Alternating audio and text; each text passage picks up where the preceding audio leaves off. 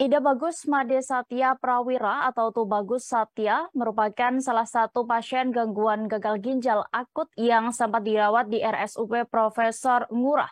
Anak laki-laki berusia 3 tahun ini berhasil bertahan di tengah kondisi gangguan yang diidapnya sehingga harus dirawat selama 3 minggu di rumah sakit. Informasi lengkapnya terkait bagaimana perjuangan dari Tubagus ini Tribuners akan diinformasikan rekan Putu Yunia Andriani, reporter dari Tribun Bali. Silakan dengan informasi Anda. Baik, terima kasih Dea. Jadi betul sekali kami sudah sempat mewawancarai salah satu pasien gangguan gagal ginjal akut yang sempat dirawat dan akhirnya bisa bertahan hingga saat ini. Berdasarkan informasi dari sang ibunda Nikadek Erin Elsayani, gejala dari yang dialami oleh sang anak sudah mulai sejak tanggal 4 September tahun 2022. Kemudian pihak keluarga membawa Tubagus menuju ke klinik untuk mendapatkan perawatan dari dokter setempat dan sudah diberikan obat. Namun selama 2 kali pengobatan di klinik tersebut tidak ada perubahan yang terjadi pada Tubagus. Gejala awalnya sendiri dapat kami informasikan anaknya sangat diawali dengan demam tinggi, kemudian mual dan muntah, dan karena itu kondisi anaknya sangat lemas sehingga tidak memiliki nafsu makan dan yang paling terlihat adalah volume dari kencingnya menurun bahkan tidak keluar sama sekali. Sehingga pada tanggal 13 September 2022, Tubagus dirujuk ke Rumah Sakit Puri Bunda dan Pasar dan melalui pengecekan laboratorium Tubagus dinyatakan mengidap gangguan gagal ginjal akut. Dengan segera juga pihak rumah sakit langsung merujuk ke RSUP Prof. Ngurah selaku rumah sakit pusat yang saat ini juga menaungi gangguan gagal ginjal akut dari beberapa provinsi lainnya. Dari sana Tubagus langsung mendapatkan perawatan di ICU, maksud kami di IGD anak.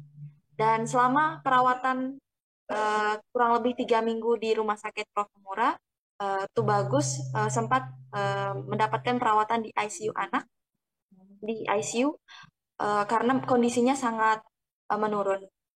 Untuk menanggulangi atau mendapatkan penanganan lebih lanjut, Tubagus juga mendapatkan pengecekan darah, kemudian pemasangan infus dan juga pemasangan selang CDL untuk melakukan cuci darah. Sebagai orang tua tentu saja Erin sangat hancur perasaannya karena tidak menyangka anaknya yang sangat aktif bisa mengidap penyakit gangguan gagal ginjal akut yang sehingga saat ini belum ditemukan pasti penyebabnya. Selama tiga minggu tersebut juga Tubagus sempat mendapatkan pembengkakan di sekujur tubuhnya bahkan hingga ke paru-paru dan jantung.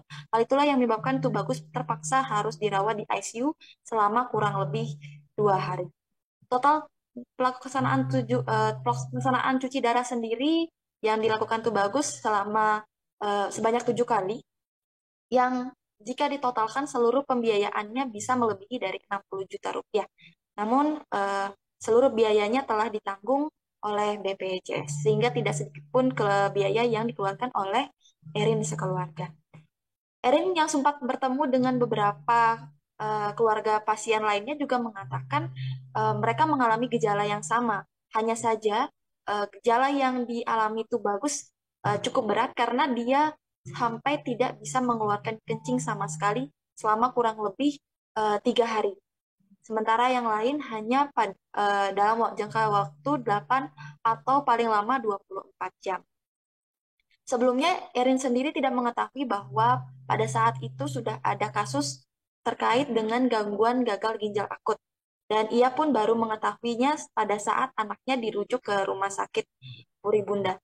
Hingga ditemui pada Selasa 25 Oktober 2022, kondisi Tubagus sendiri sudah membaik.